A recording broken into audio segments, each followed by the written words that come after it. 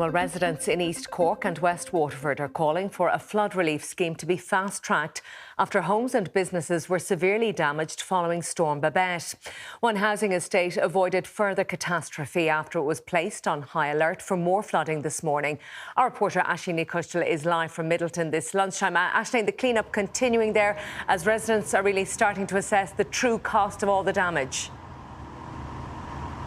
Yes, that's right, Colette. I suppose the enormity and the reality of what has happened over the last couple of days very much hitting home today. The clean-up in Middleton continuing today. There's skips and trucks in the middle of the town. The house here behind me all morning, furniture has been taken out of that residential home, thrown into a skip and then moved away to be dumped. So it is a devastating day today. High tide was at 9:30 this morning. It passed without any major incident, but there was concerns about some of the estates in the town around that time. I'm joined now live here this morning by Niall Healy from Cork County Council. I know, Niall, that the focus very much is on Middleton, but there are other parts of East Cork that are very much affected by the flooding. That's true, Aisling, yeah. Overnight we had some very heavy rainfall in parts of North Cork, parts of West Cork as well. So we have flooding incidences and events right across the county, and clearly the focus has been on Middleton over the last 24 and 48 hours.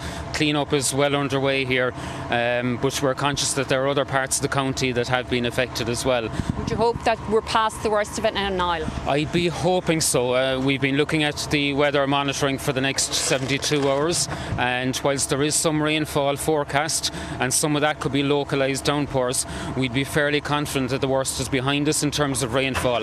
But the rivers are still very much in flood, and high tide tomorrow morning again at 9:30. We'll be monitoring that situation very, very closely. OK, thanks very much for that, Niall. Obviously the issue of compensation, Colette, a major issue too for businesses here in the town. The Finance Minister out and about this morning. He has called this an exceptional event. He says it will take an exceptional response, and also said that the final bill will be significant.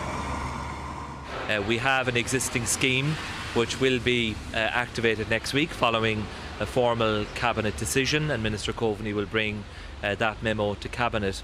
But what we clearly signalled yesterday was, given the scale and the depth of the damage, we do recognise that there will be a need to go beyond the existing parameters of that scheme, which currently involves a cap of €20,000 per business premises. And so work will continue now through the weekend, and the final government decision will be made next week, but it will be an enhanced scheme.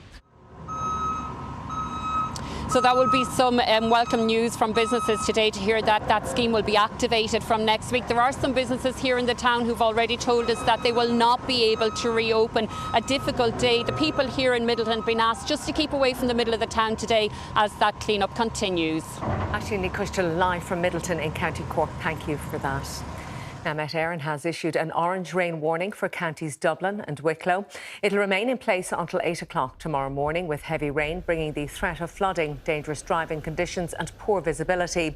A yellow rain alert is also in place for Louth and Meath this lunchtime and will remain in place until 9 o'clock this evening. Met Éireann says to expect heavy rain with a chance of thunder.